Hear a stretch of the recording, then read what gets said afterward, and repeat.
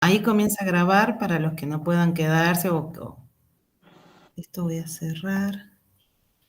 Bueno, chicos, lo que preparé para que trabajemos es el marco teórico con el que elaboré el proyecto, que lo escuchaba Emanuel, y creo que esto Emanuel tal vez ya está leyendo, está estudiando en su posgrado. Distintos nombres, podemos hablar de ontologías relacionales, otros hablan de ontologías regionales, pero queda todo enmarcado en lo que se llama el giro ontológico. Yo no sé si ustedes pueden ver ahí, ¿no? En ese tamaño. Yo porque los quiero ver un poquito mientras converso con ustedes.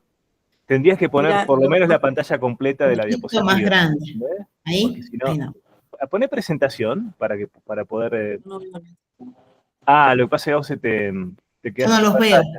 Claro. Sí. Mira, la otra opción, Glo, es que... Si no los dejo de ver y ustedes me dicen si necesitan algo, porque ya no los veo, pero los escucho. Abrimos el micrófono para... Perfecto. Porque si no se ve muy chiquito, la verdad.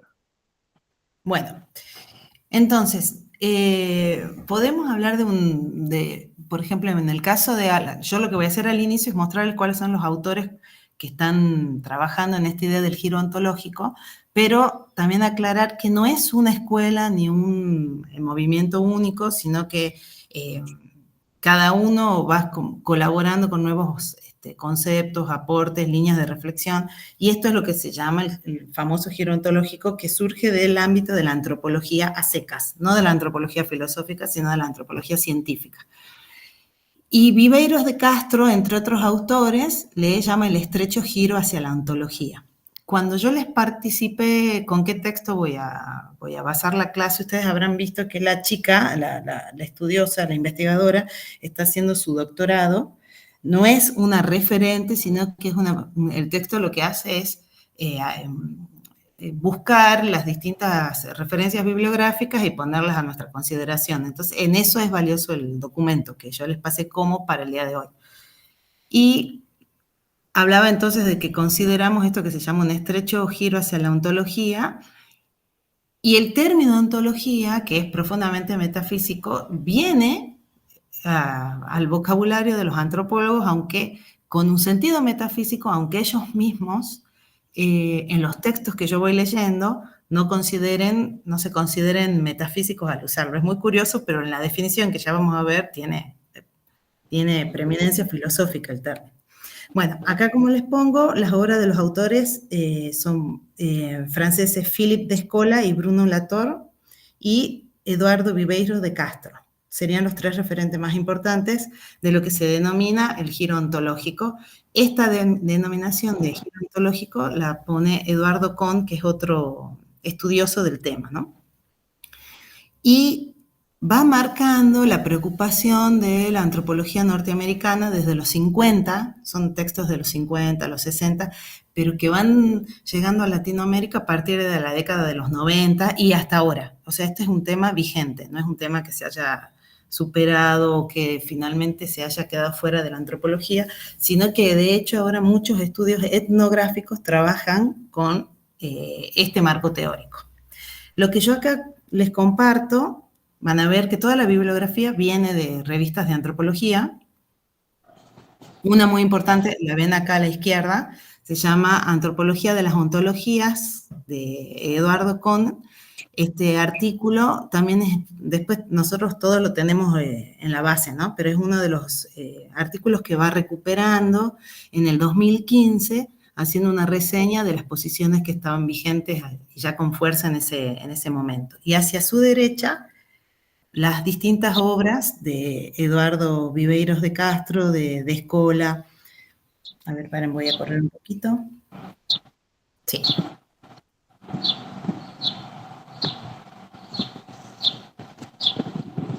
¿Listos? Los veo. ¿Alguno me contesta si ve la segunda? Porque no los veo ya a ustedes. Sí, se ve. Listo, perfecto. Sí, Gloria, de todos modos te digo que no cambió en nada nuestra visualización, ¿eh? Así que si vos no nos estás viendo, volvé a vernos, porque para nosotros es lo mismo que antes. ¿Por qué? Ahí. No, la diapositiva cambió, pero seguimos viendo chiquito, eso te digo. Sí. ¿Entendés? Bueno. No hay problema. Ahí entonces. Igual después lo paso todo, chicos. Ahora lo presento y después ya lo dejo ahí en nuestro Drive. Bueno, Dale. acá lo que hice es traer las imágenes como para que vayamos amigándonos con estos personajes que vienen de otro ámbito, de la que es la antropología. Este antropólogo brasileño, que es Eduardo Viveiros de Castro, y este antropólogo francés, Philippe Descola, y filósofo y sociólogo francés, que es Bruno Latour, que es, fíjense las fechas, no sé si, bueno, Viveiros de Castro es de 1951, tiene 74 años en el momento que tomo la captura de pantalla. En el caso de Descola, nació en 1949, y en 1947, pero ya falleció en 2022.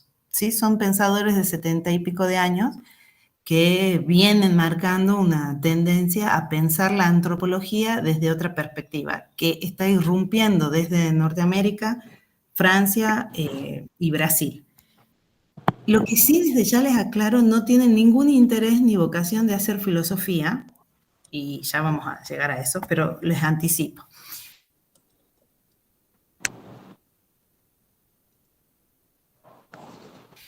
Que se llama El giro ontológico, una introducción antropológica, de Holbat y Pedersen, que hacen también una reflexión a partir de estos tres autores y toda la producción bibliográfica que venían haciendo respecto de lo que se comienza, como les digo, a llamar con Holbat y Pedersen, esto del giro hacia la ontología.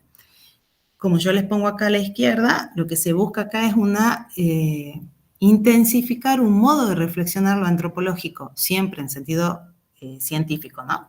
Les hago siempre esta aclaración porque nosotros solemos llevarlo a una cuestión filosófica, es puramente antropológico, científico, cultural.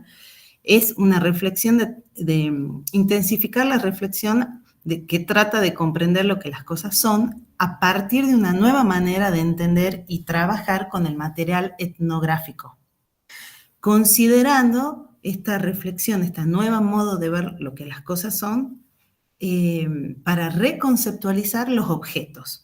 Esta es la tesis del giro ontológico que estoy recién empezando a mencionar, así que vamos a ir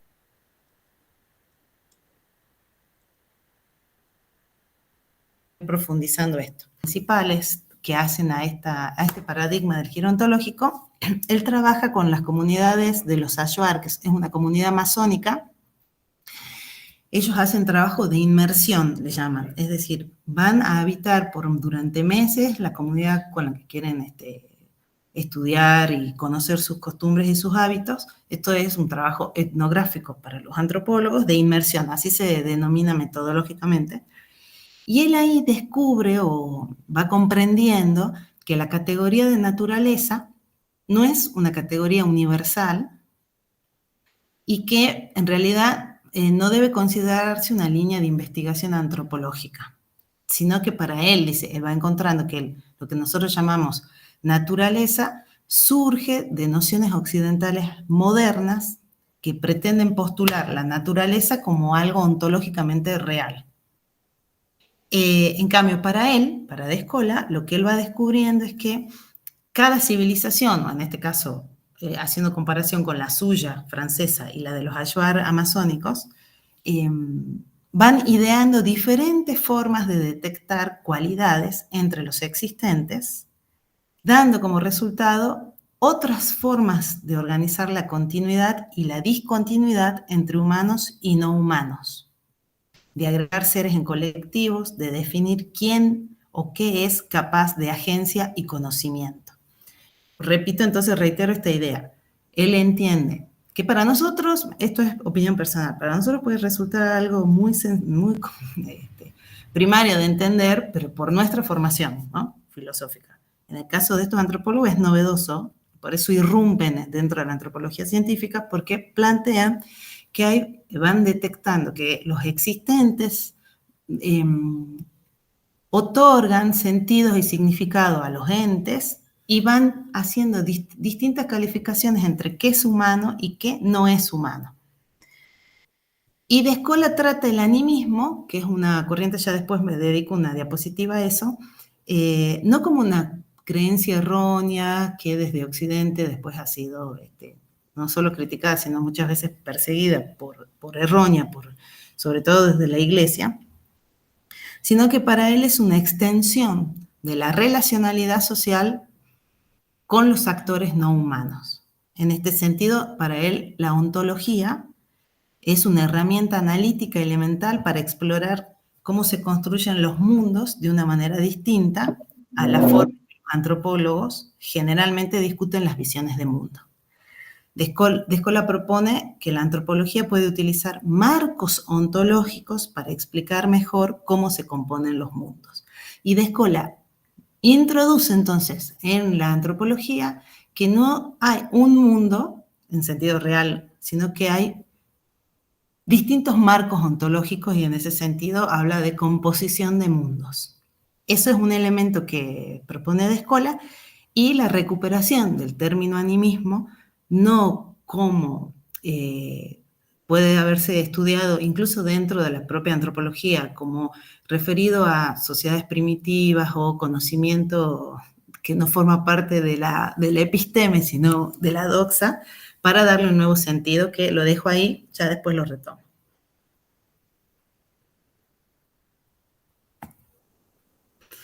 En el caso de Viveiros de Castro, lo que él propone es lo que se llama el perspectivismo.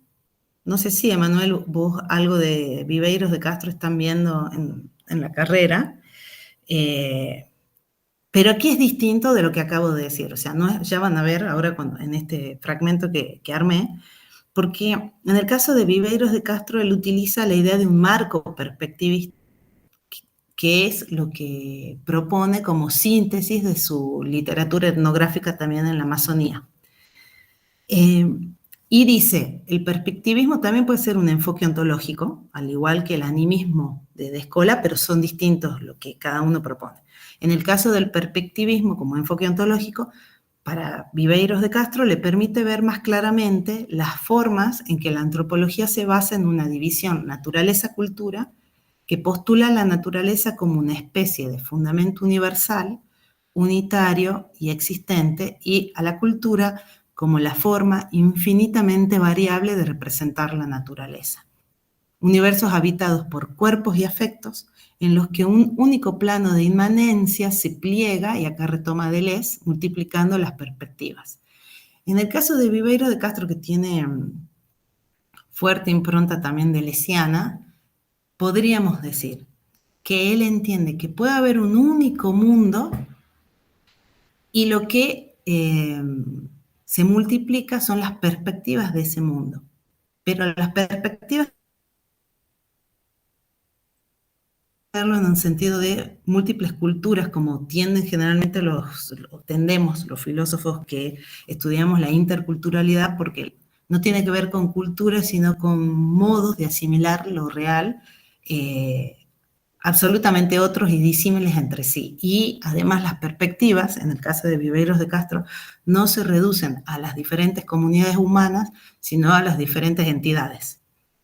Entonces también tiene una perspectiva el jaguar, que es un animal que él trabaja muchísimo, como puede tenerlo la comunidad con la que él está estudiando. O sea, el perspectivismo no es una posición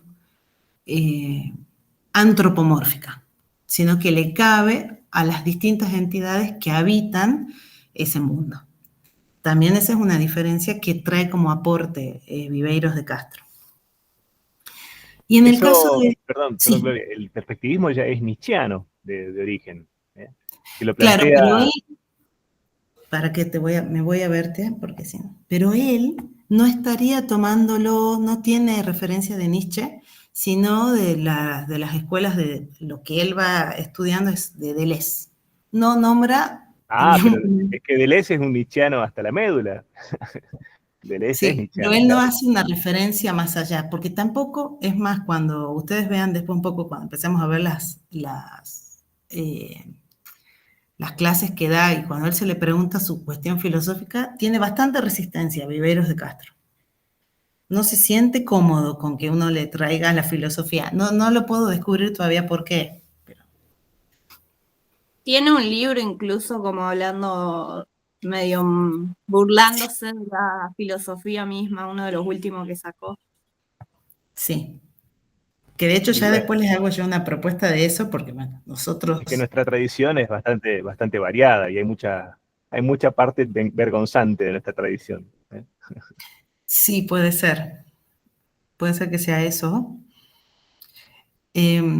En el caso de los modos de existencia de Latour, argumenta que los investigadores no deberían clasificar las entidades en mundo social y mundo natural. Acá, bueno, lo leo primero lo que plantea y de ahí le hago mi comentario.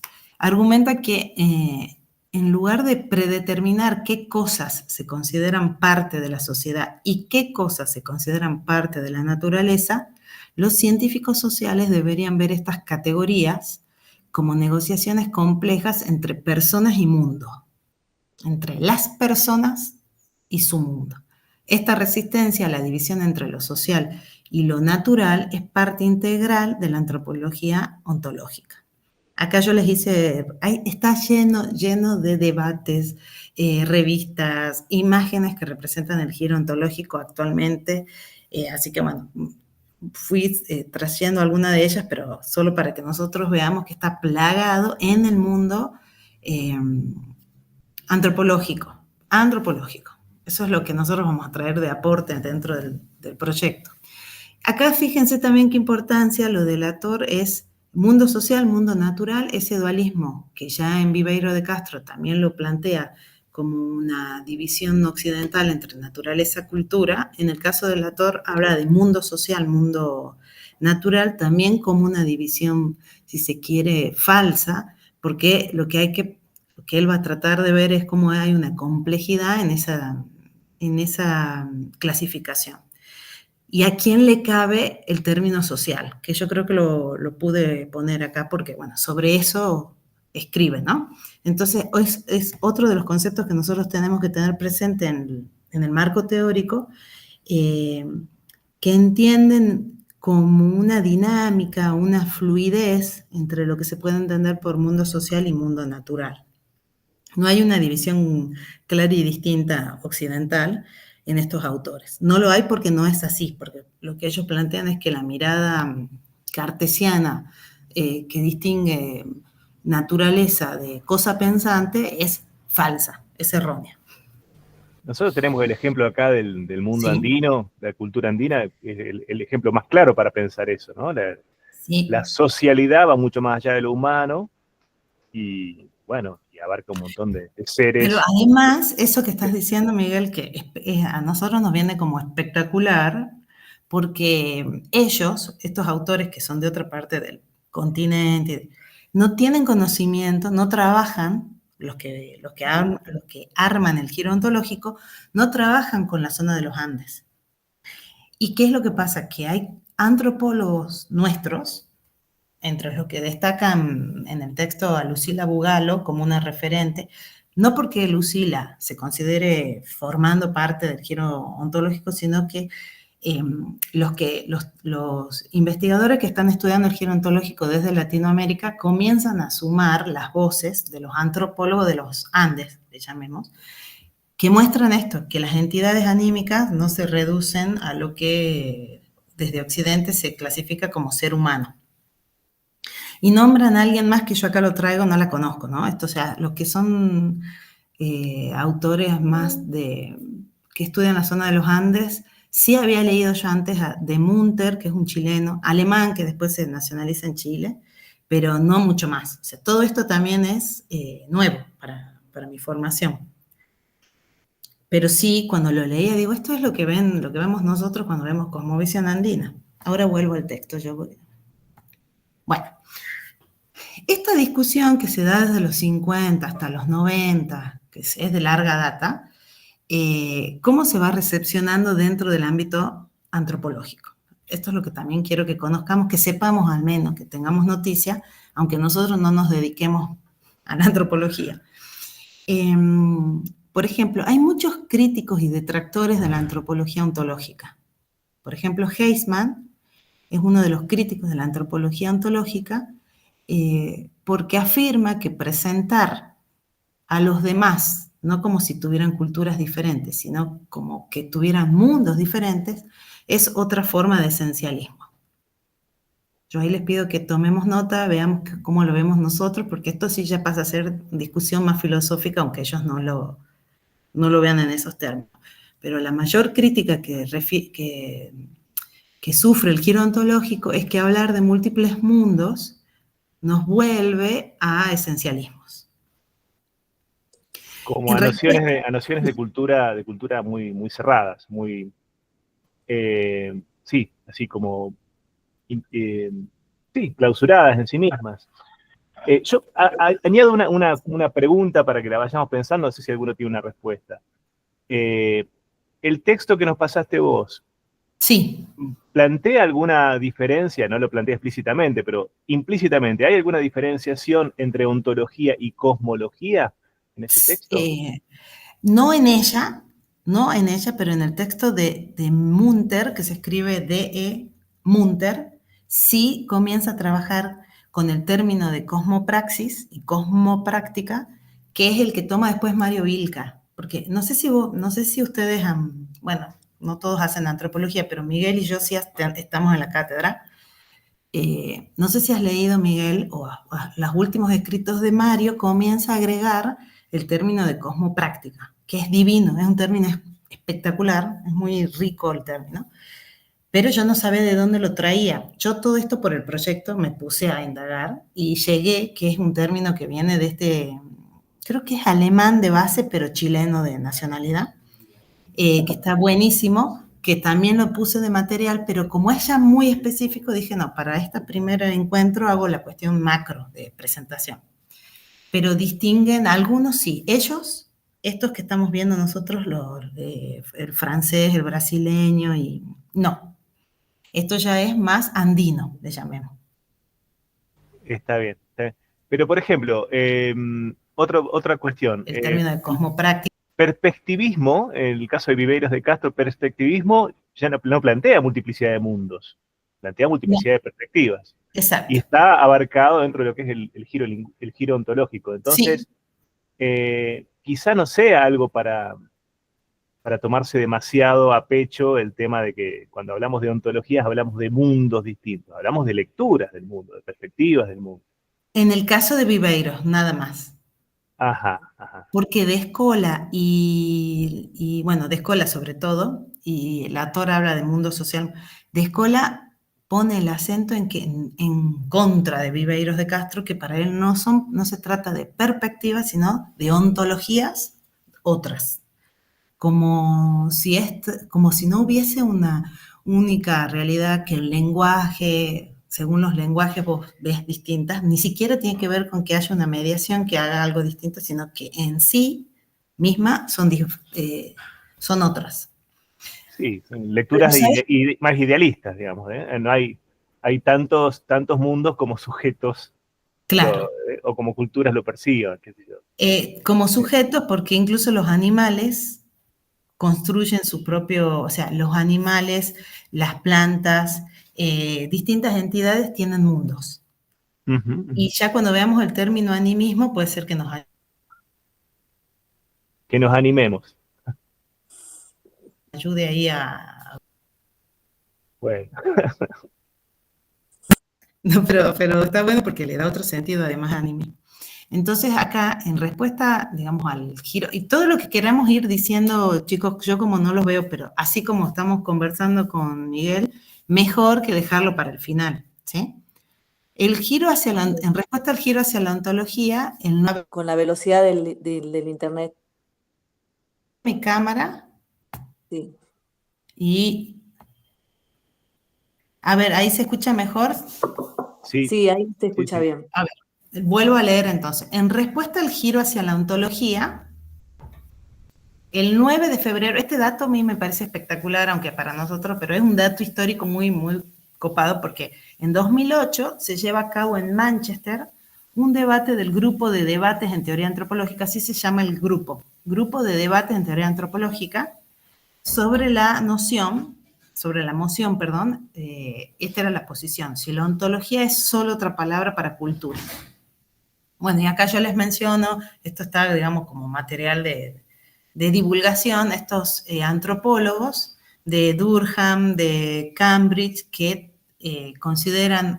están a favor de la moción, y en contra, otros de Manchester y de Londres, y queda la votación 19 a favor, 39 en contra y 6 abstenciones, lo que refleja un consenso general de que entre cultura y ontología, la ontología podría tener algo que aportar. O sea, cuando se discute si la ontología es otra palabra para cultura, gana la posición metafísica, le llamemos, de que no. O sea, que ontología no es cultura, sino que la ontología tiene algo que aportar.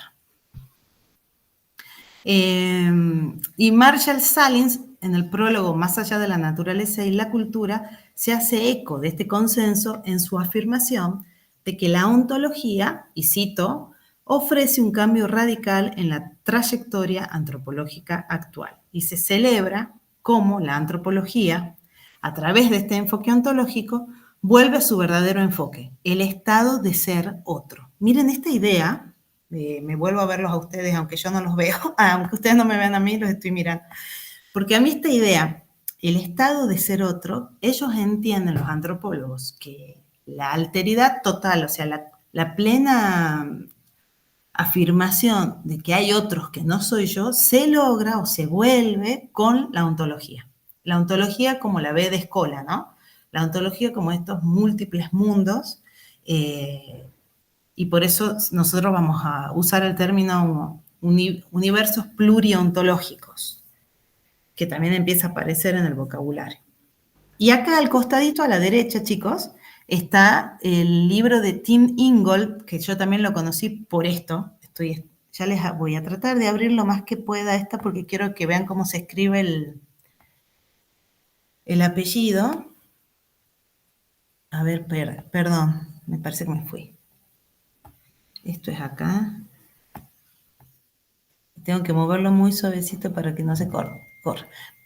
No sé si ahí se lee T-I-M, Tim, y el apellido es I-N-G-O-L-D, Ingold, que escribe, es muy famoso. Nosotros de ahora en más nos vamos a ir, así como nombré de Escola, Viveiro de Castro, que por ahí son más conocidos para los que están en estas líneas de pensamiento, esta persona, o como se pronuncia tal vez Tim Ingold, no lo sé, es un referente de los estudios que buscan explicar qué aportaría la ontología a la antropología. Y lo que él hace acá les pongo la tesis del libro, es repensar la pregunta antropológica.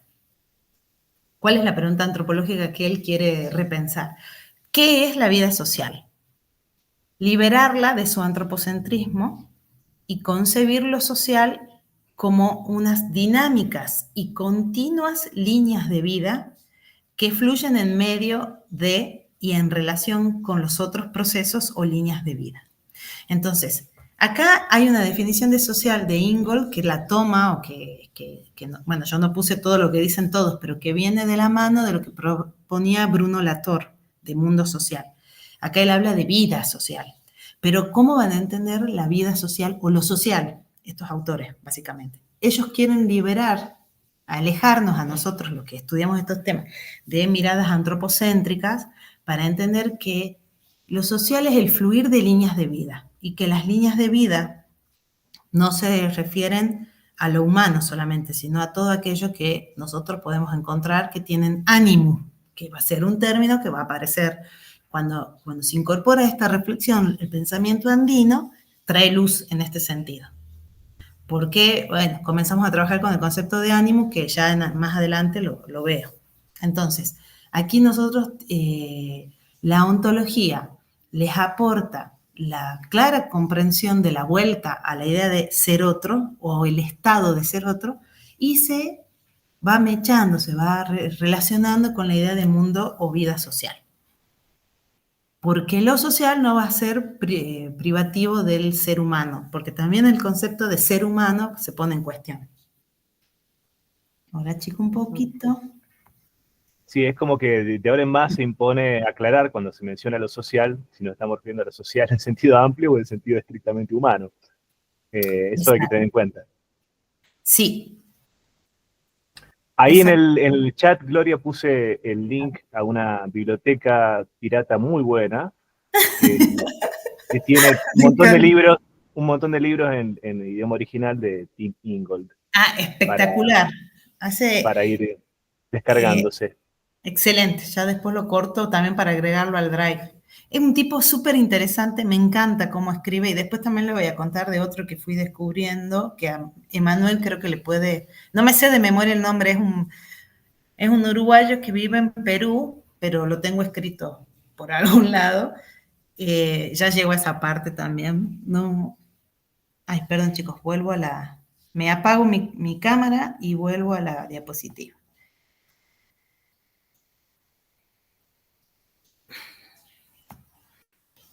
Bueno, acá empezamos a hacer la adaptación de esto de a poquito hacia lo andino. Primero, entonces, recordemos, entonces, que el giro ontológico va a consistir en esto, repensar la vida social y los actores que la conforman. Argumenta, bueno, como lo dice Latour y Ingold, que van a recuperar esta idea de vida social o mundo social, argumentan a favor de una ampliación de los criterios de lo que se define como social. Esto que acaba de decir Miguel. Sus reflexiones coinciden en tanto que evitan, o sea, si bien no son autores idénticos, pero ¿en qué coinciden? En que evitan la definición de lo social en términos absolutos para resaltar la importancia de las relaciones. Destaco la palabra relaciones, ya lo digo por qué, que se establecen entre los diferentes seres y las cosas. Entonces, van a evitar la definición de lo social en términos absolutos para centrarse en lo relacional. Esto es tan andino, para nosotros lo que vemos como visión andina, que se establecen entre las entidades, entre los seres y las cosas.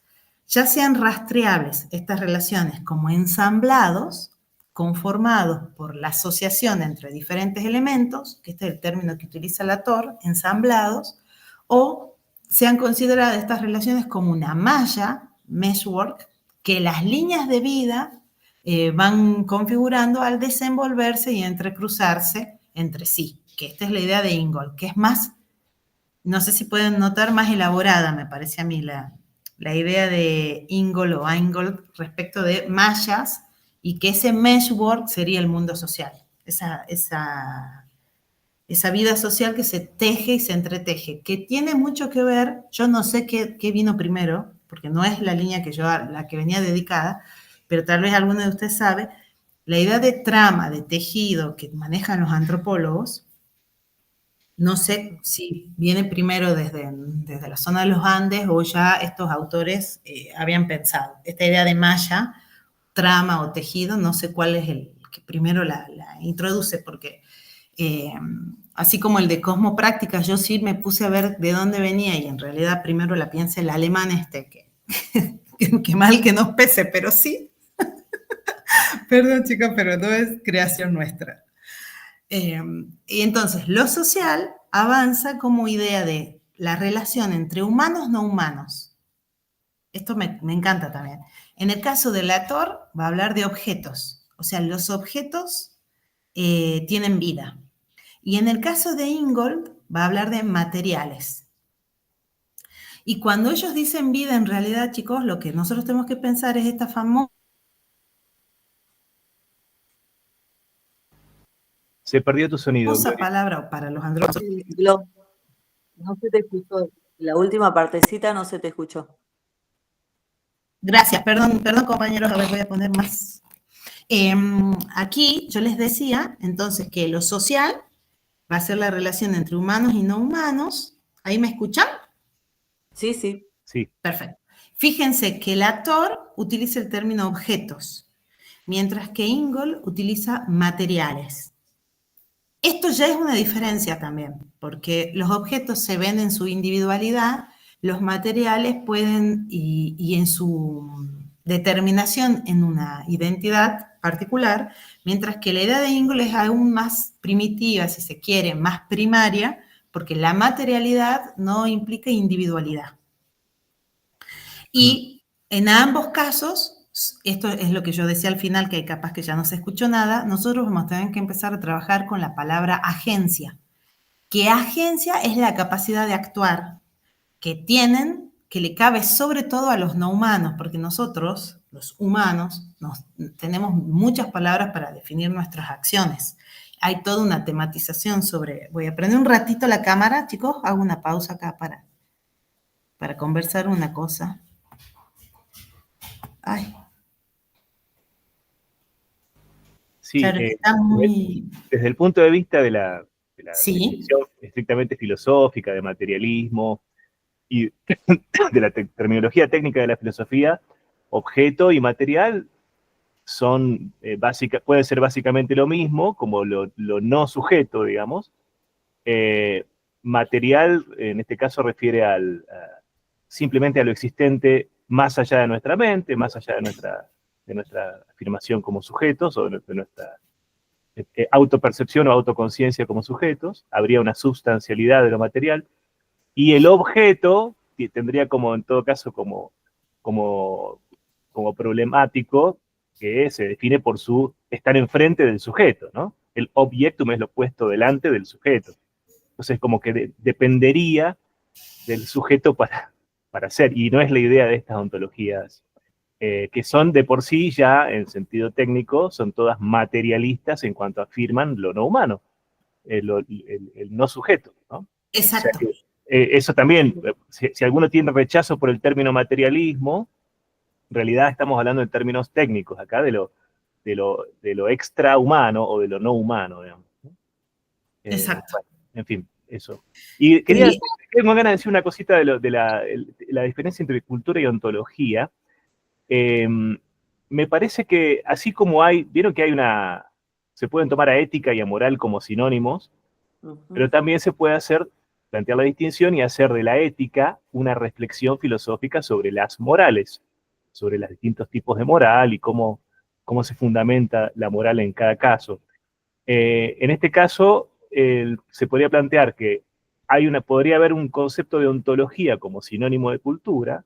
Cada cultura tiene su ontología, su manera de ver la realidad, de ver el mundo, pero también hay una reflexión sobre la multiplicidad de ontologías posibles o de miradas de la realidad culturalmente condicionadas posibles, que evidentemente va más allá de una sola, o intenta ir más allá de una sola cultura.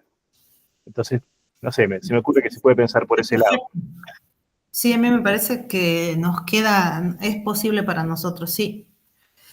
Estoy de acuerdo con lo que va pensando Miguel, porque bueno, ya vamos a ir viendo, pero como este es el aporte que viene nuestro, porque nosotros somos filósofos y estaríamos entrometiéndonos en lo que ellos nos proponen, pero yo estoy segura que hay mucho de filosófico que nosotros podemos aportar a pesar de ello. Es como cuando los existencialistas no se consideraban tales. Bueno, nosotros vamos a avanzar. Pero es que este problema de las disciplinas es un problema para ellos. Sí. Ellos tienen el problema. La filosofía no tiene problema en meterse donde quiera. Exacto. El problema lo tienen ellos. Es decir, totalmente, que no me acusen de filósofo. Nosotros ya estamos condenados, estamos jugados. Sí. Gente, aprovecho para decirle que ahora a las 10 ya me retiro. Tranquilo, Miguel. Vos tranquilo. Después veo la grabación. ¿Sí? Igual no queda tantísima de presentación, pero quiero cerrar esta idea antes que se vaya Miguel, porque ahí viene esto que nos sirve a nosotros, que estamos de este lado, que esto va tomando forma en la antropología andina, esto que viene como de la antropología americanista, y que va a ser, ¿qué es lo que aporta la antropología andina? Es esto último que pongo acá. Poner en cuestión el uso de la categoría humano o de humano como elemento de distinción. Eso es nuestro. O sea, eso sí, de todo lo que uno ha leído y hay como consenso de que es nuestro. Glo, tendrías que apagar la cámara, Glo, para que no se te corte la transmisión. Se cortó de nuevo, sí. Aprovecho para saludar a Felipe y decirle que ya me voy. Buen día, ¿cómo están? A ver, ¿me escuchan ahí? Sí, perfecto. Sí, te escuchamos. Che, mil disculpas, estaba convencido que era las 10 de la mañana, pero mil disculpas, me anoté mal, leí lo que quería leer, me parece. No te preocupes, Feli, estamos se me hizo grabando. tarde. ¿Me quieren comentar que vienen charlando? No, se está grabando, lo podés pistear después Estamos hablando de las ontologías, de la antropología del giro ontológico, bueno, de las terminologías en juego, ontología, cosmovisión. Hay antropólogos que se oponen a estas... Ahí volvió Gloria, ¿no? Sí, Sí, perdón. Sí, le devuelvo la palabra y ya me tengo que ir. No, por favor, Miguel, seguí tranquilo. No, lo estaba tratando de introducir al Feli en lo que habíamos visto, pero después No puede lo vi, ver qué la Hola, grabación. Glo, recién entro, mil disculpas, se me confundí completamente, estaba convencido que arrancábamos a las 10, mil disculpas. Me No hay anoté mal. problema. Ahí, así que Miguel me estaba poniendo un poco al día. No hay problema. Y yo estoy con la cámara apagada porque me quedo sin internet feliz. Está bien. Estamos por empezar lo que sería antropología andina. Si querés justo el corte de las 10, da lugar a que arranquemos con la reflexión de los antropólogos acá en la zona de los Andes. Espectacular. Bien. En el caso de la antropología andina, los términos que se utilizan para mencionar hombre o humano, ya lo conocemos los que hacemos antropología filosófica, porque trabajamos con esto, es el runahaki, en quechua y en aymara, pero al interior de los antropólogos que estudian la zona de los Andes, hay dos posiciones al respecto de lo que es el runahaki. Algunos solamente ven lo humano como un ser social y se trabaja con la idea de identidad o identidades, y hay otra línea de estudios que en realidad entiende que lo humano tiene que ver con esencias corporales y anímicas. Esta segunda, por supuesto, es más amplia que la primera, y en este caso humano cabría también a corporalidades que para nosotros en un sentido clásico no serían humanos, en tanto que no son seres racionales, capaces de elegir libremente, que el concepto clásico de ser humano que viene desde Occidente. Pero sí en ambas líneas de reflexión sobre el runahaki se trabaja con estas dos ideas de runakuna y tirakuna, que tiene que ver con entidades distintas a lo humano. O sea, lo humano y lo no humano comienza a aparecer en la antropología andina, que es el aporte. ¿Por qué digo esto? Porque si bien nosotros veníamos viendo que los antropólogos que trabajan con comunidades amazónicas sí nos están proponiendo mundos diferentes, ampliar el concepto de lo social y entender que puede haber distintas perspectivas de un mundo, lo que hacen estos autores más bien trabajar sobre a quién le cabe el concepto de humanidad. Esto sería lo antropológico andino. Y comienzan a trabajar, a recuperar el animismo que ya de Escola lo había propuesto en los 90, comienzan a trabajar en el 2000, todos estos textos que tenemos de bibliografía son del 2000, respecto de la idea de cosmologías locales animistas. Es el animismo del Renacimiento que vuelve a tener auge, para decirlo rápidamente. Ustedes me escuchan, chicos, ¿verdad? Sí. Bien, perdón que pregunte, todo el tiempo pregunto para que no me quede hablando sola. Bueno, entonces, el animismo, acá sí vamos a ver un poquito lo que se entiende dentro de la antropología. Primeramente, el animismo dentro de los antropólogos es desarrollado por Taylor en la cultura primitiva, en el marco de una teoría universal de la religión. No porque él sea el creador del término animismo, esto ya es del siglo XIV, pero lo que estoy planteando es que este autor, este antropólogo, recupera el término animismo para llevarlo a cabo o para pensarlo dentro de la antropología. Fue un concepto de referencia, el animismo, hasta principios del siglo XX, pero cae en desuso por su formulación en términos evolucionistas. Es decir, ¿por qué la antropología se aleja del término animismo? Por su modo peyorativo de entender las culturas que empiezan a llamar ellos mismos de culturas primitivas. Y esta idea de evolución desde una cultura primitiva hacia otra más compleja, más desarrollada, ustedes saben, esto sí lo tenemos fresco dentro de los filósofos, que es una posición que se supera, ¿no? Así como se supera la posición del paso del mito al logos, también se supera el animismo en estos términos. Pero en 2012, otros antropólogos, como yo solo pongo nombres de los que se vuelven como referentes, chicos, el de Halbmayer, ya en los 2000 recuperan el término animismo nuevamente y lo plantean como un régimen ontológico donde humanos y no humanos comparten un marco de interacción relacional. Vuelvo a leer entonces esta idea, donde humanos y no humanos comparten un marco de interacción relacional. Este término en el animismo de los Andes, que él lo toma sobre todo, yo cuando le decía a Miguel, no sé si se fue ya Miguel, pero les decía que estaba de Munter y otra, creo que es Catherine, el nombre de pila de este apellido, Allen, de 2015, comienzan a trabajar en las comunidades del Songo, que es una comunidad quechua hablante, una comunidad quechua hablante en Perú, comienzan a trabajar como yo les decía, hacen todo el tiempo etnografía de inmersión, es decir, van y se quedan durante meses observando y trabajando con las comunidades y comienzan a encontrar esta idea, que toda materia estaba en cierto sentido potencialmente viva e imbuida de agencia. Todas las cosas materiales, ya fueran naturales o hechas por el hombre, poseían un tipo de personalidad. Y comienza a suceder por el animismo de las comunidades andinas que son observadas por antropólogos durante la década de, 2000, 2010 en adelante, se recupera el término animismo y con ello hay un trasvasamiento de los términos de personalidad y subjetividad que le cabían solo al ser humano, en sentido occidental, y comienza a ser visto como una característica o cualidad de las materialidades en general. Y eso viene de la mano del animismo, que es el animismo del Renacimiento, del siglo XIV, que se pone de nuevo en valor con estos estudios antropológicos. Entonces, ¿qué es lo que va pasando? Personalidad y subjetividad son propiedades del ánimo, de todo aquello que tiene ánima. ¿Y quiénes tienen ánima? Y hay distintas cosas materiales, tanto naturales como productos del ser humano, como artefactos, que tienen ánimo.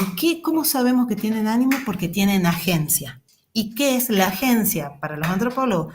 Que influyen, que tienen capacidad de actuar, que modifican el orden de lo real, el orden de lo cotidiano. Que para nosotros en la cosmovisión andina, saco un ratito... bueno, lo dejo ahí porque si no se me corta internet, que en nosotros en las comunidades andinas o en la cosmovisión andina lo vemos, el ojo de agua, el cerro, el río, los agujeros, los hormigueros, absolutamente todos tienen una influencia en lo humano y entre sí. ¿Me siguen en eso, compás? Sí. Perfecto. Sí. Entonces, nos vamos quedando con esta idea, que yo señalo, pero ustedes no me ven, hacia la derecha, personalidad, subjetividad, hay un trasvasamiento o atraviesa las distintas entidades. Ya no es términos que le quepan solo a lo humano. Entonces, el término agencia como esta capacidad de actuar que significa influir de alguna manera no solo en los humanos, sino también en el mundo, en las cosas, es lo que nosotros llamamos la agencia de los no humanos, que para los antropólogos andinos, esa fuente de acción viene del ánimo. Ustedes y yo tenemos largas lecturas sobre lo que es el ánimo, sobre todo porque Mario, nuestro colega, Mario Vilca y Lucila, trabajan en el sentido de ánimo y los tipos de ánimos que habitan el cuerpo, los cuerpos, pero podríamos decir en términos generales que hay 3 dimensiones de ánimo y hay una que es primitiva y que otorga movimiento y vida en general a cualquier ente y esa es la que se recupera en el animismo.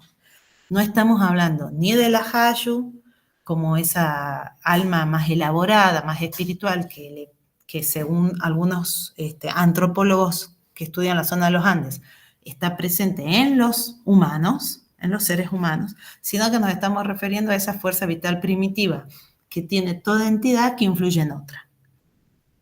Y ahí el término materialidad, así, a secas. Entonces, nosotros vemos que el ánimo da lugar, plantean estos autores, a intrarrelaciones entre entidades que constantemente se crean el uno al otro. Porque aquí también aparece una idea de relación distinta. Yo no sé si en Aristóteles no estaba presente ya esta idea de relación, pero bueno, acá lo que están planteando es que no hay dos términos absolutos que se vinculan en un segundo momento, sino que estos términos vinculados son a partir de las relaciones que establecen. Por eso hay una capacidad de agencia creativa de un término al otro, ¿sí? Miren, no es que sean dos entidades absolutas que pasan a influir en el tipo de relación, sino que por la relación son, y somos de acuerdo a las relaciones que se tienen. Por eso ellos se preguntan si cabe la agencia telúrica, si las materialidades, no solo en el sentido de tierra, sino las materialidades, poseen algún tipo de influencia creativa en las otras entidades. Me encanta también esa idea, ¿no? Entonces, en síntesis, hasta aquí, lo que vamos viendo es, estos ya son reflexiones filosóficas que están en el marco del proyecto, ¿no? Que me propongo y que las estuvimos viendo también con Carolina, Ari, independientemente de este proyecto, porque trabajamos juntas en la cátedra, y es pensar alternativas que nos permitan, dicen también los autores, en esta expresión que voy a mencionar acá, es de Viveiro de Castro, que nos permitan salirnos, desmarcarnos, me encanta esa idea, futbolera además, de las dicotomías infernales de la modernidad. O sea, hay una preocupación, una ocupación de los antropólogos por ver el mundo, entender el mundo, las cosas por fuera de la división cartesiana, para hacerlo rápido, sujeto-objeto, o de la división moderna occidental, sujeto-objeto, que él le llama dicotomías infernales, ¿no? Que han sido pilares de un modo de producción de mundo y de conocimiento de mundo. Rebasar el concepto de cosmovisión y problematizar el concepto de persona ampliándolo, o sea, pensar las relaciones entre humanos y no humanos. En los autores andinos ya el concepto de persona también le aplica a cualquier ente que tenga capacidad de agencia. Y este denominado giro ontológico, el denominado giro ontológico, cuyas perspectivas proponen considerar la existencia de mundos alternativos y otros modos de pensar lo real también nos aporta para tener una mirada más plural respecto de lo que son los mundos, y los mundos en la zona de los Andes y de la Amazonia. Entonces tenemos el modelo ontológico de Philip de Escola, que es el que incorpora la idea de animismo, el perspectivismo de Viveiros de Castro, y la noción de persona como elemento distinto que propone la concepción andina. Estos autores, acá yo estoy citando lo que está en morado, chicos, estoy citando a Eduardo Kohn, que él plantea que el giro ontológico en general, para hacerlo más rápido, sostienen la necesidad de tener en cuenta a más que humanos, more than human, no humanos, híbridos y multiespecies, en una tendencia que ha sido considerada también para la antropología, esto filosófica es muy importante, poshumanista. O sea, el poshumanismo actual, esto es de hoy, salió ayer, digamos, es pan caliente, trabaja con aportes de la antropología científica para pensar la humanidad en todas estas variables, o sea, más que humanos, no humanos, híbridos, multiespecies, donde la subjetividad y la personalidad no son privativas del ser humano en sentido clásico occidental. Es romper la cabeza, romper los parámetros, es una cosa realmente distinta y fuertemente distinta, ¿no? Bien, momento. A ver si yo prendo un ratito hasta acá, chicos, lo que hice es un mínimo repaso, se imaginarán que estos autores tienen, y son décadas, ¿no? De lo que estuvimos trabajando como para el proyecto actual. O sea, estos son autores referentes. Toda la bibliografía que voy a ir subiendo en el Drive, más la que nosotros podamos ir conociendo, nos va a llevar a antropología. Etnografía, también, son estudios etnográficos, de los cuales nosotros no tenemos formación de base, pero recordemos que nosotros llegamos ahí porque se puede hacer una reflexión filosófica de eso. Y ahí no somos lo primero que la vamos a hacer, porque de hecho Mario, que trabaja estas líneas, Mario es filósofo y trabaja con antropólogos, ¿no? Entonces, lo que pongo ahora a consideración en estas dos diapositivas es lo que hice es, a partir de todo esto que aparecía, y conociéndolos a ustedes, lo que investiga cada uno, lo que traté de justificar es qué aporte haríamos nosotros, por supuesto, novedosos, porque son textos nuevos, pero también según las líneas que Emanuela, Avi, Cristina, Felipe, Miguel, Carmela, Branco y yo veníamos haciendo. Así que aquí ustedes van a ver que se van a ir encontrando a sí mismos. Espero. Ahora lo leo. Apago la cámara porque se me corta el audio. Primero, ¿qué vamos a investigar? La idea de determinismo ambiental. De Escola pudo mostrar que los Achuar, esta comunidad amazónica, estaban allí instalados desde hacía mucho tiempo y que ocupaban dos tipos de ambientes diferentes, el pluvial y el selvático, o sea, habitaban estos dos tipos de ambientes. Y que lo que descubre de Escola es que no había ningún tipo de diferencia en las instituciones creadas en virtud del tipo de entorno que explotaban.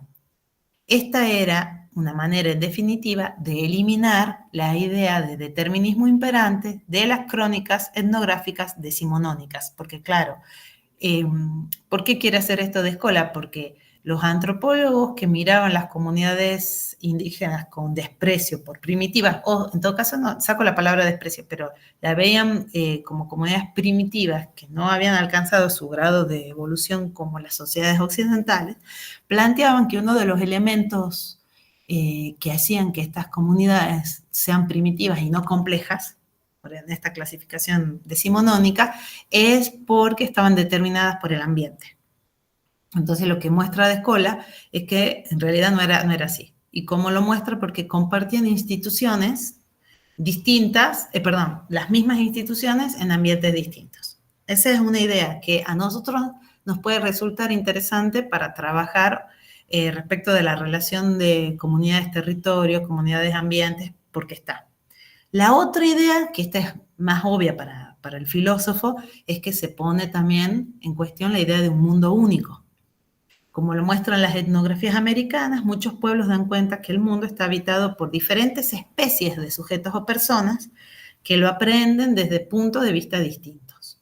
Así, considerar la existencia de mundos alternativos constituye otro modo de pensar lo real. Y nosotros acá tenemos posiciones.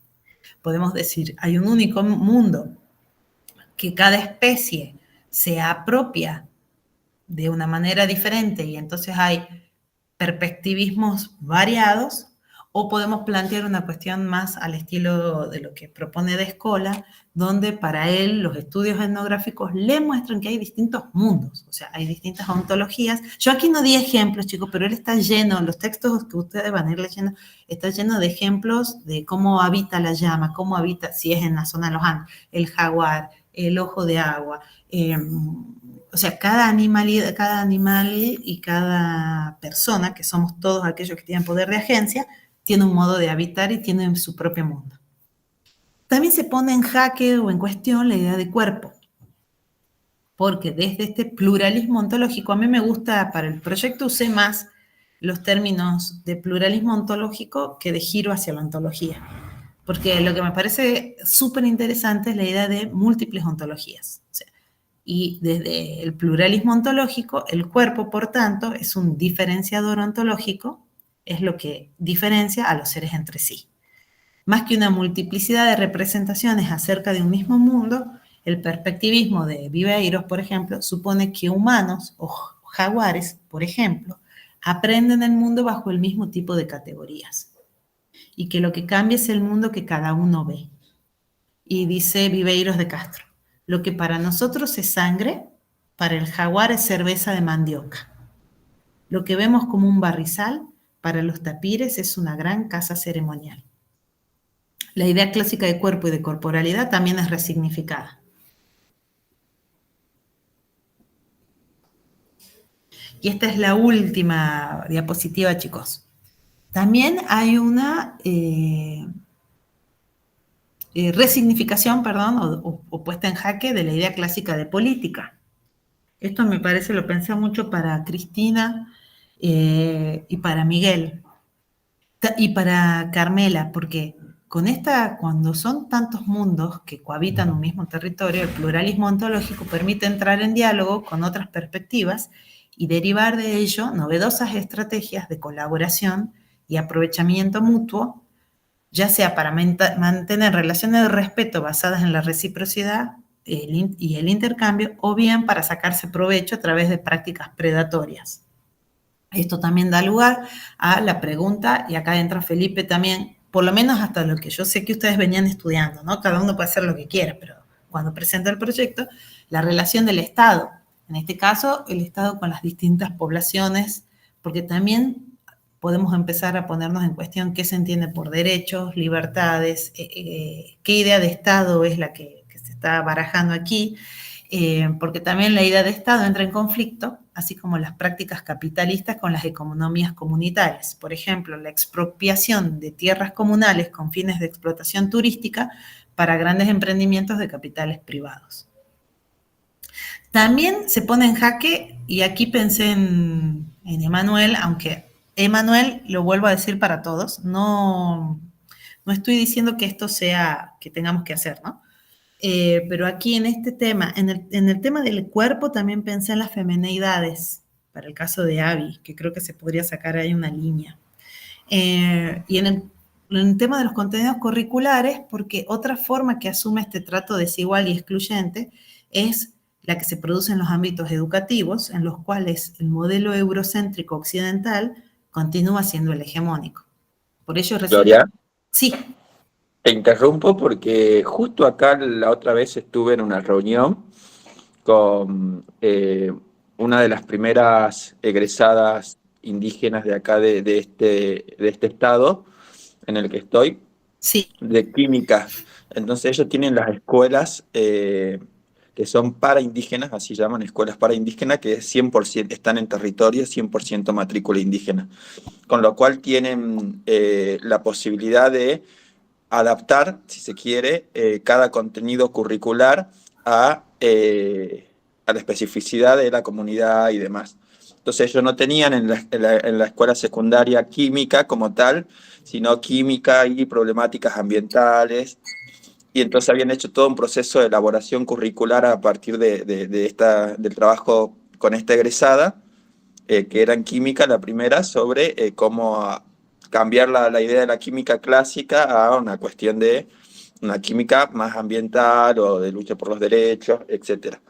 Y ahí incluso salió, digamos, mostraban el programa y demás, y salía esta cuestión de naturaleza, esta cuestión de considerar todavía los seres vivos y no. Y como que justo le pregunté sobre esto, si ellos entendían naturaleza de otra manera o simplemente las bases que le dieron decían que tenían que poner como contenido curricular naturaleza, o si no pensaron en eso.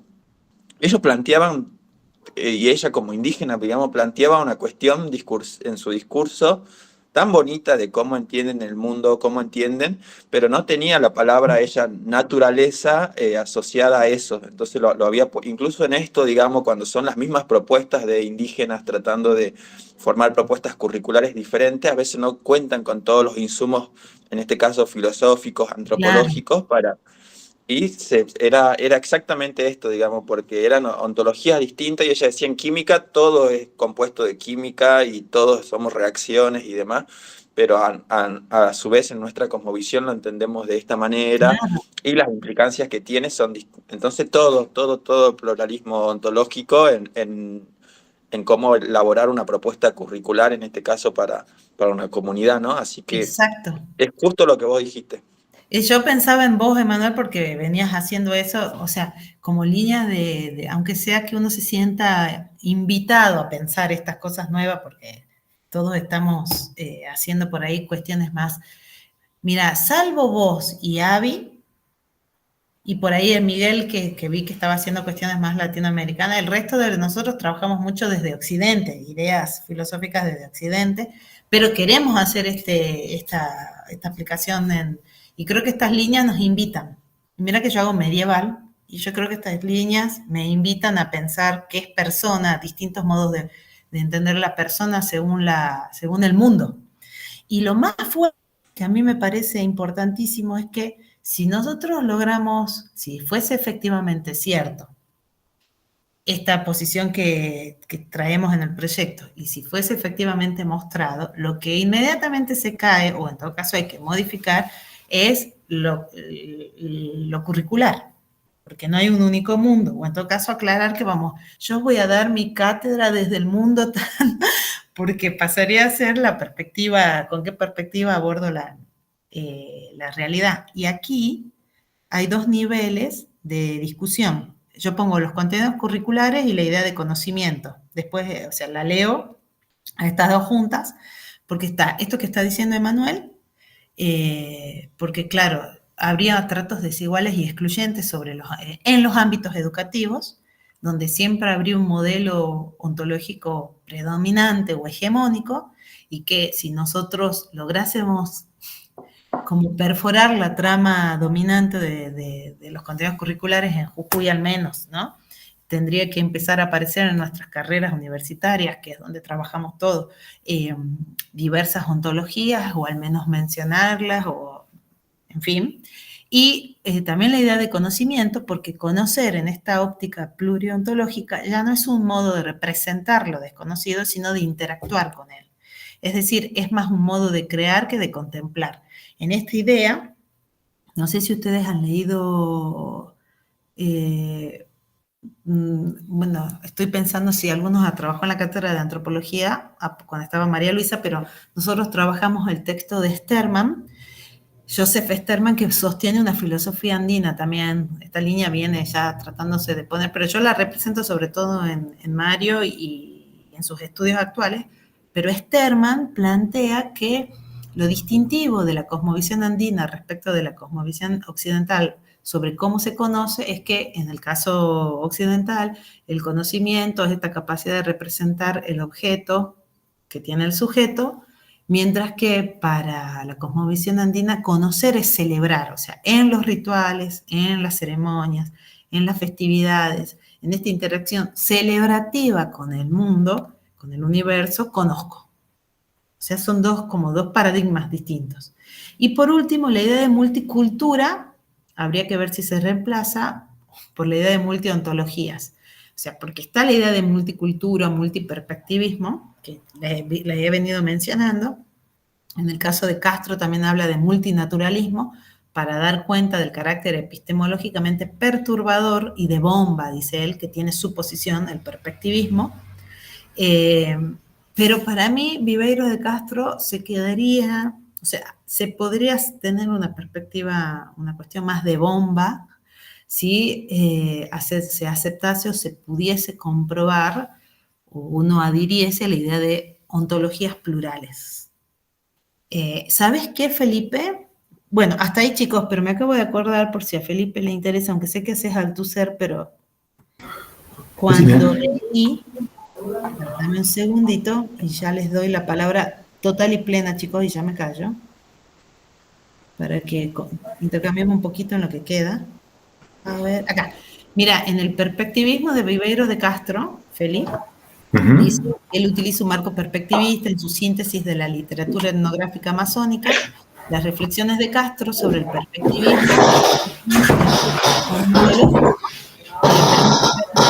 claramente las formas en que la antropología se basa en una división naturaleza-cultura que postula la naturaleza como una especie de fundamento universal, unitario, y la cultura como la forma infinitamente variable de representar la naturaleza. Y acá esta idea pensaba que puede interesarte, universos habitados por cuerpos y afectos en los que un único plano de inmanencia se pliega multiplicando las perspectivas. Esto de Deleuze, él lo recupera porque esa es su base más ahí. Y Miguel ahí decía, bueno, esto es Nietzsche, bueno, pero Castro lo recupera Deleuze.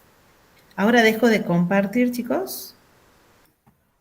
Eso sería lo que la presentación para hoy. Yo, mirando ese pasaje que recién estabas leyendo, no pensaría en Nietzsche, sino pensaría en Spinoza. Ajá. Bueno, ya sabemos que Spinoza es un referente importante para Deleuze, y esos dos términos, cuerpos y afectos, que forman parte como de la ontología spinoziana más. ¿Podría un poquito más fuerte porque yo... A ver ahí.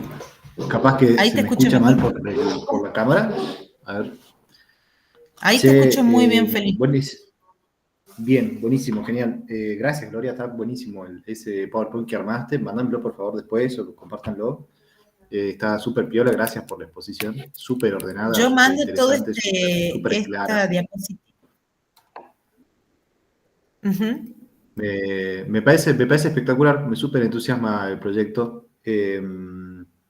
Yo, bueno, evidentemente son un montón de cosas nuevas para mí, así que me limito a hablar de lo que entiendo yo que podría aportar, o de las cosas que más me resonaron, digamos.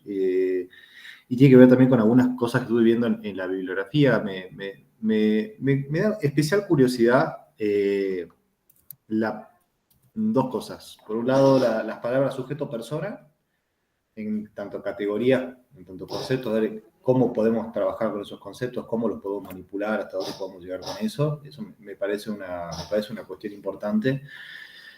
Sobre todo pensando en un texto que estuve mirando de los que subieron a la carpeta, que me pareció que está muy bueno, que se llama, que es de Juan Carlos Zavala Olalde, yo no lo conocía, dice La noción general de persona, origen, concepto y noción de persona y grupos indígenas en México.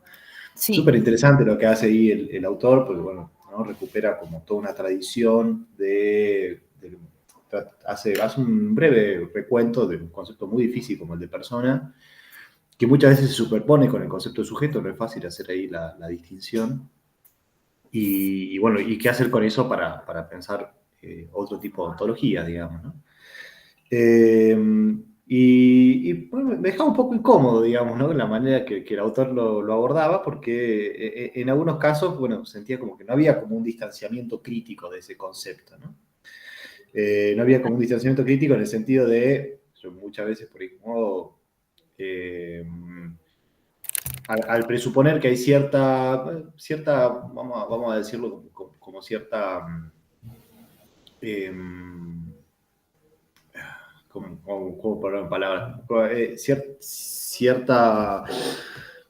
Cierta valoración positiva del concepto de persona ya de por sí, digamos, ¿no? Entonces, de alguna manera, bueno, tomáramos como un concepto de persona más o menos universal y viéramos a ver qué perspectivas se acercan mejor o peor a eso, digamos, ¿no? Entonces, es decir, bueno, tenemos el concepto de persona en general, tenemos la concepción occidental y después tenemos todas otras concepciones de persona, y entonces yo me preguntaba en qué medida podemos utilizar ese mismo concepto para hablar de cuestiones tan amplias, digamos, ¿no? Entonces yo creo que puede haber una colisión importante, interesante de analizar, muy interesante de analizar, entre esta noción de ánimo que vos desarrollaste, claro, y las palabras agencia, subjetividad, que muchas veces nos refieren a la idea de un espacio interior organizado en función de una cadena de mando, que tiene una relación entre interioridad y expresión, y que tomó muchos siglos en formarse en el mundo occidental, digamos, ¿no? Y que después se plasma un poco en una doctrina de los derechos humanos que desde Latinoamérica adoptamos desde un lugar muy ambiguo también, ¿no? Porque de alguna manera es una doctrina que viene desde el imperio, pero nosotros tomamos para defendernos también del avance autoritario terrorista de las experiencias dictatoriales latinoamericanas, ¿no? Entonces, como que también es un lugar donde nuestra militancia intelectual se para de manera incómoda, entonces Bueno, eso, digamos, ¿no? Me Como que encanta, sí. hay algo ahí como un mundo para explorar, me parece, para identificar. Y creo que tiene que ver un poco con esta categoría de poshumanismo que vos estabas trayendo, que efectivamente, ¿no? Yo empecé a escuchar acerca del poshumanismo, sobre todo hace 10, 15 años. Conozco por ahí varias personas del Instituto Gino Germani que laburan estos temas. Gana terreno también en un sector donde el objeto de estudio poco antes, digamos, me parece, era el concepto de antihumanismo, digamos, ¿no? Entonces, estas dos categorías, antihumanismo o ahumanismo y poshumanismo, son dos categorías muy diferentes, digamos, ¿no? Antihumanismo es Sí. una categoría que Descombe, por ejemplo, utiliza para marcar el clivaje de la filosofía de los años 60, 70 en Europa. Y el poshumanismo llega después, hacia mediados de los 90, y se empieza como a afianzar hacia los años 2000. Y bueno, cabe preguntarse qué relación hay entre estas dos categorías, ¿no? Entre un antihumanismo que llegó para ocupar ese terreno que antes ocupaba la fenomenología y el existencialismo, y que sirvió un poco también para abrir nuevos modelos ontológicos muy relevantes, digamos, ¿no? Y bueno, ahí hay que ubicarlo, por supuesto a Lacan, la ontología de la contingencia, las recuperaciones de Spinoza, y el poshumanismo, yo me pregunto, ¿no? Porque todavía no me metí bien a fondo ahí, ¿no? Y tenemos también muchas ideas en torno al poshumanismo. Pensemos en Donna Haraway, pensemos en Rossi Duraidotti, pensemos en toda la teoría en torno al antropoceno. Ahí me parece que hay como un mundo para explorar.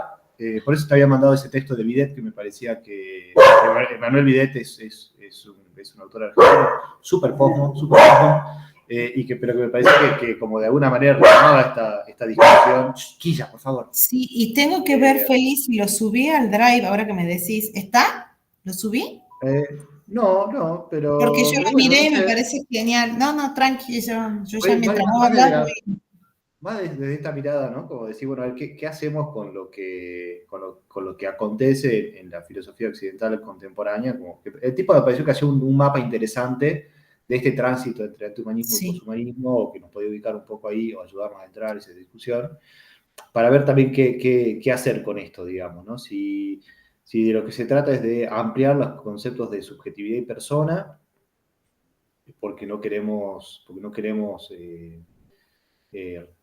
dejarlo, no queremos renunciarlo, pero en todo caso, ¿de qué nos estamos apropiando? Digamos, ¿con qué carga vienen estos conceptos? Si nos sirve la idea de una interioridad organizada en el modo de una cadena de mando para pensar todo esto, o nos sirve otro tipo de manera de pensar la agencia, por decirlo de una manera, involucradas en otro tipo de ontologías. Y bueno, y Spinoza me viene de nuevo a la mano, digamos, ¿no? Porque Spinoza es una ontología muy extraña en este ámbito, muy extraña. No es la única tampoco, ¿no? También tenemos otro tipo de ontologías que nacen a partir de la teoría de conjuntos y que después van a organizar un sector de lo que solemos llamar, no sé, la reflexión sobre la sutura, el estructuralismo. Bueno, ahí esto como ¿qué hacer con eso, digamos, ¿no? ¿Qué hacer con eso? ¿Qué hacer con teorías? No sé, yo trabajo, por ejemplo, ¿no? O sea, Althusser es una de mis caballitos de batalla, digamos, ¿no? Pero con el tiempo también me di cuenta como que estaba también pensando un poco en una ontología también que tiene lugar y que tiene como un momento fugaz en el pensamiento europeo, y que por ahí Lacan es una de sus mayores expresiones, que por ahí llamamos psicoanálisis, pero... Vos lo que estás diciendo es que estás comenzándote a cuestionar si no buscar otras ontologías en tus reflexiones. ¿Eso me estás queriendo decirnos? Lo que quiero decir es como que, claro, qué hacer, qué lugar darle a esas ontologías que se pretenden más o menos universales y que Ajá. de las filosofías europeas del siglo XX. Bueno, hay mucho, digamos, ¿no? En fin, creo que acá como que un nicho que a mí me gustaría explorar, que me interesaría mucho es, bueno, a ver qué hacer con conceptos como persona y agencia y subjetividad, cómo trabajarlos con este otro tipo de ontologías, y cómo vincularlas con otras ontologías donde el concepto de subjetividad y persona no están en el centro, digamos, ¿no? Me encanta, sí. A mí también me atrapa mucho esa parte. Bueno, hasta ahí, ahí me callo. Muchas gracias.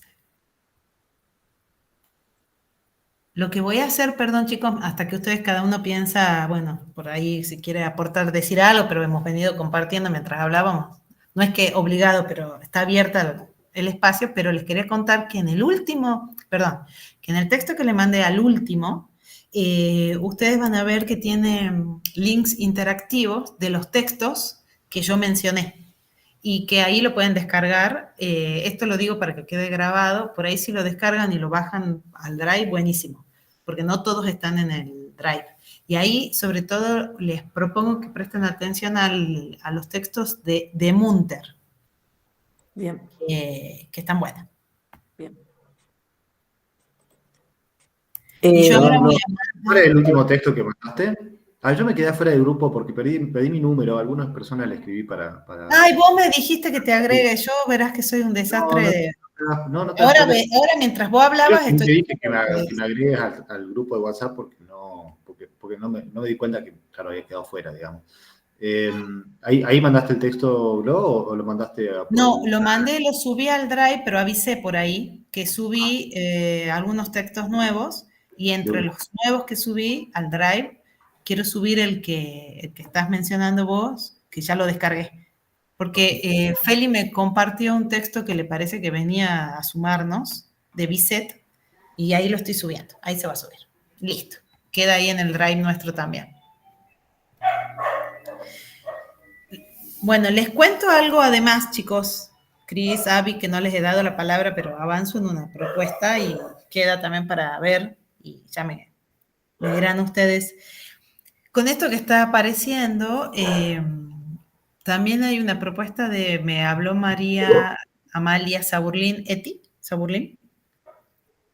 Es una compañera arqueóloga. ¿Se acuerdan del año pasado que teníamos el de representación y alteridad, reconocimiento y alteridad? Ese, bueno, me llamó la atención, yo hablé con ella, ella habló conmigo para presentar si había convocatoria en un proyecto de unir proyectos existentes en pos de nuevas investigaciones, y eso se llama programa dentro del mundo académico. La unión de dos proyectos puede dar lugar a un marco investigativo mayor que se llama programas, y Eti me invitó a que nos vayamos sumando, o que podamos trabajar en equipo. Ellas trabajan en la arqueología de la zona de Casabindo, que a Emanuel creo que le puede interesar tanto también, pero bueno, ellos trabajan con rastros arqueológicos de viviendas, de cerámica, bueno, son las arqueólogas de nuestra UNJU, y que le interesaba poder compartir con nosotros para reconstruir de esos signos de rastros arqueológicos la idea de sujeto, persona, identidad. A ver si esto nosotros le daríamos la mirada filosófica.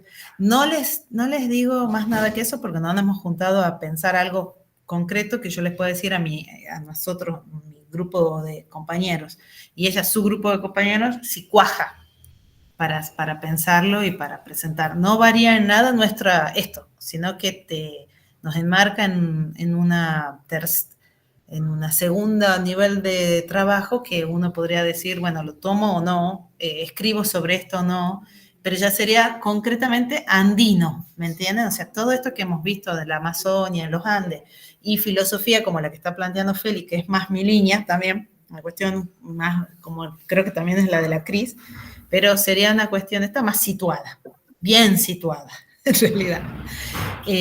Cuando tenga armada la propuesta clara, yo la voy a compartir de nuevo al equipo y ustedes me dirán si nos animamos o no, pero es un mega desafío espectacular porque sería hacer algo ya más, salir de la comodidad y del confort de la filosofía para trabajar con otras disciplinas, pero como ya estamos entrando ahí, con las antropologías estas que estamos teniendo, bueno, yo los estoy llevando por caminos nuevos, pero también nosotros, o sea, yo también, no es que sea mi camino. Sí, Me lo- encanta, Glo, está buenísima la propuesta. Ay, perdón, estamos hablando sobre encima. Solamente voy a decir que me emociona y si podemos hacer... o sea, a mí hay dos temas que me encantan, digamos. Uno es la batalla de Quera y otra cosa pido es la palabra en algún juego en momento. casa viendo de Tizón. Me Ah, encantaría bueno, que lo mira, elaboremos. Si podemos meta. conectar con esos temas, yo estaría chocho. Sí, Nos claro vamos que a sí. Casabindo. ¿Cómo, Cris? ¿Cómo decías, mi amor? ¿No te ¿Se escuchaba? escucha? Sí, sí se ¿Se me escucha. escucha? Sí. Sí. No, que me quedé pensando en esto del pluralismo ontológico y bueno, es un gran desafío. La verdad que es todo nuevo para mí, hermoso, la verdad que es hermoso, pero esto que a partir de distintas, o sea, señalar este pluralismo ontológico, ¿no? Como distintas formas de entender lo que existe y cómo se relaciona lo que existe, eso inmediatamente abre la disputa, digamos, para pensando en los conflictos que se pueden dar, que hay una línea que se trabaja de conflictos ontopolíticos, que no estoy muy familiarizada. ¿Ontopolítico se llama? Mira, no la conocía. Conflictos ontopolíticos, Ujú. para abordar, digamos, porque esto decía, abre inmediatamente la disputa, eh, por, porque va a haber distintas formas de entender, distintas formas de habitar, de conocer, de entender el mundo. Entonces, inmediatamente, digamos, se va a abrir una disputa entre estas formas que van a competir de alguna manera, ¿no? Ujú. No necesariamente, bueno, entre distintas ontologías y también entre ontologías que serían como alternativas, diría yo, a la ontología moderna, la que se considera absoluta como la única ontología. Ujú. Entonces, bueno, por ahí yo veía una línea que podría haber una línea de trabajo pensando en esta situacionalidad que decías, Glo, porque pienso todo el tiempo cómo traerlo acá, ¿no? Y, y esto, por ejemplo, en el conflicto que tenemos en nuestra provincia con relación a las mineras, cómo ya se está dando esto, ¿no? Esta versión de que un cerro, digamos, es un sujeto vivo y la explotación incluso le puede dar otra visión a la gente que está disputando, ¿no? A las comunidades indígenas. Sí, Eh, bueno, me quedo por ahí pensando eso, por ahora, que es como una línea que podríamos explorar. excelente. Che, está buenísimo eso que dice Cris. Yo, bueno, a propósito de lo que fuiste mandando y la biografía que subiste, me puse a investigar y ese tema de ontología en conflicto que presentó Cris me pareció súper interesante. Está este autor, Blaser. O sea, yo me puse a leer, vos mandaste uno de los textos que mandaste, una introducción a un dossier. Se llama Heterogeneidad ontológica y ontología en conflicto de Sudamérica. Y ahí aparece, como mencionaste, los trabajos de Blaser, que es un tipo de chaco que labura en Canadá y que trabaja con esta categoría que menciona Cris acerca de ontología en conflicto, particularmente para los conflictos de Chaco, y ahí hay como varios como análisis de caso, y uno de esos, de los que aparece en ese dossier, tiene que ver con Jujuy, está ubicado en Jujuy, en la zona de los ingenios. Nada, me parece que está re piola eso, Cris, estaría re bueno poder laburarlo, porque me parece como que da mucha tela para cortar, vos estuviste con el laburo Sí, ese de hacer esas convocatorias durante aquel año fatídico de las marchas de junio, claro. y bueno, no sé, como para reanudar esos diálogos, me parece que está re bueno, ojalá lo podamos así potenciar. Hay muchísimo, es como que nos abre, es como una cuestión de un prisma de varias caras que potencia cuestiones que uno venía trabajando y tal vez te lleve hacia otros lugares de lo que uno venía trabajando, pero me parece que, sí, o sea, aquí ya hablo en concreto. Nosotros, ya ahora después veremos qué hacemos con todo esto, o sea, qué hacemos como actividad, qué nos moviliza, pero la idea, para que no nos mareemos y nadie se sienta como que uno puede elegir, yo agarro esto y voy por acá y lo averiguo y a mí me parece fundamental que ninguno se aleje de lo que viene haciendo, ¿en qué sentido? En que no sean que les potencie sus trabajos, su carrera quien está haciendo la maestría, el doctorado, el postdoctorado, para que no sea un elemento que se le vuelva pesado sostener, sino que la idea siempre es esa. Un proyecto yo lo pongo más bien al servicio de mis compañeros y no que nosotros tengamos que ir corriendo detrás pero es apasionante porque a todos nos despierta nuevos intereses que tal vez cada uno tendrá la creatividad de ver cómo los va tejiendo, ¿no? Cuando produce ideas y escribimos y bla, bla, bla. Y después sí nos convocarán ciertas actividades que siempre trato que sean pocas, pero posibles para nosotros y que resulten interesantes para la comunidad también. Y cuando tenga lo del programa, los voy a llamar para que nos juntemos así de nuevo y a ver qué les parece, porque eso va a estar copadísimo también. No sé si la conocen a Eti, no saben la pasión que pone cuando habla de arqueología, es como si estuviese contando una película de taquilla. Sí, además tiene una trayectoria interesante, Eti, Sí. la verdad que sería, sumaría, ¿no? Hacer un Sí, proyecto con ella. Bien. así que bueno. Yo no la conozco, me parece súper súper interesante. Es una arqueóloga muy copada acá de Jujuy, de allá de Jujuy, pero yo estoy en Tucumán. Bueno, chicos, no sé si algo queremos decir, eso sería lo de hoy, el encuentro. Yo por ahí, para como en este proyecto, como que me siento mucho más en casa, porque bueno, las distintas categorías que fueron saliendo son muy común en el lenguaje feminista, digamos, como que quizás yo no lo dimensionaba, pero se posicionan desde acá. Y justamente las ideas de mundo único, del determinismo ambiental, la idea de cuerpo, la idea clásica de política, Sí, también la relación del Estado, esas ideas como que son muy laburadas desde los feminismos, dicho de otro modo, ¿no? No desde la antropología o con su lenguaje de antropología, claro. quizás más desde la sociología, quizás más desde el cuerpo-territorio, desde los movimientos más situados en... y como que me siento mucho más en casa en las categorías. Sí, es como un súper, como una súper desafío poder empezar a contextualizar, a enmarcar, a ir como viendo esas genealogías que arrastramos también en los discursos. Y nada, está recopado. A mí, sobre todo, la idea de cuerpo me da mucha tela para cortar por el sentido de las discusiones mismas que existen dentro del feminismo, ¿no? Y cómo hay con esto de la política neoliberal, hay un resurgimiento de un feminismo radical que está ligado también a malas lecturas contemporáneas de Monique Wittig del lesbofeminismo que terminan transformándose en discursos de odios dentro de la misma comunidad, ¿no? O estos discursos más esencialistas de yo soy mujer por mi útero y qué sé yo, me parece como que todo el marco teórico Claro. me lleva a pensar o a poder sustentar, mejor dicho, cuestiones muy actuales, muy urgentes, y justamente porque se anclan a políticas neoliberales que tienen una incidencia en la realidad, ¿no? Como en estas múltiples realidades. Bueno, también está muy copado poder profundizar ahí, no sé, yo estoy muy interesada en el todo del proyecto, pero también como ese desafío de poder como empezar a contextualizar teóricamente hablando, bien desde dónde viene y todo como ese hilo, ¿no? De ese esfuerzo del pensar. Sí.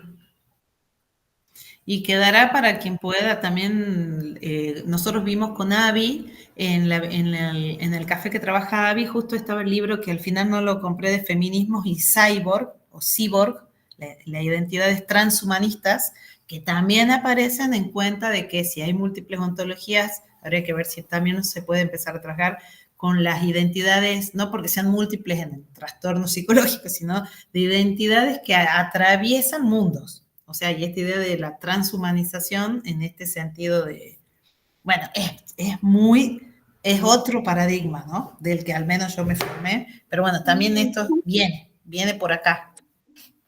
Justamente también eso como que le devuelve el poder a la voz trans que viene como, es una crítica muy radical en cuanto al sistema binario, capitalista, colonial, impuesto, ¿no?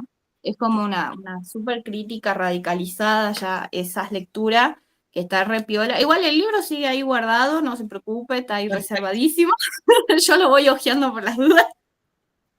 Sí, hay bibliografía que tenemos que ir sumando, no solo en PDF, sino así en algún libro y demás, para que después yo le saco fotocopia y como hicimos en el proyecto anterior, lo distribuimos entre nosotros y bueno, y circula. Así que bueno, compas, de mi parte, una vez que tenga barajado lo de ETI, les cuento. O sea, cuando haya algo concreto armado para que ustedes lo puedan considerar con algo claro y no que yo les diga, no saben de buena la idea y no diga nada.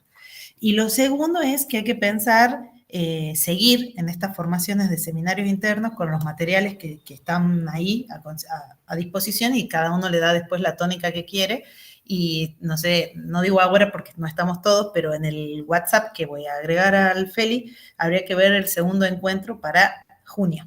Y quién lo da y qué texto quiere dar y qué le interesa dar, ¿sí? No para que contestemos ahora, sino hay que barajar la posibilidad y ver si quieren sábado, que era el que habíamos acordado, pero por ahí no todos quieren sábado, pero a veces hay que hacer esto de elegir un horario y mantener eso, y en todo caso en el segundo cuatrimestre cambiar de día. Se me ocurre a mí, ¿no? Porque el consenso había sido para el sábado en la primera reunión, y por ahí como Branco no va a poder siempre, entonces ver si se puede hacer primer cuatrimestre sábado y en el segundo cuatrimestre cualquier día menos sábado y así.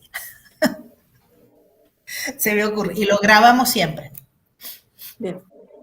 Bueno, chicos, listo entonces. Yo Bueno. mando la grabación y lo agrego a Feli en el grupo y ya vemos cómo seguimos. El lunes voy a preguntar para no atormentar. Gracias por tu exposición. Muchas gracias, Hermosa, Ro. buenísimo. A Muy lindo ustedes. todo.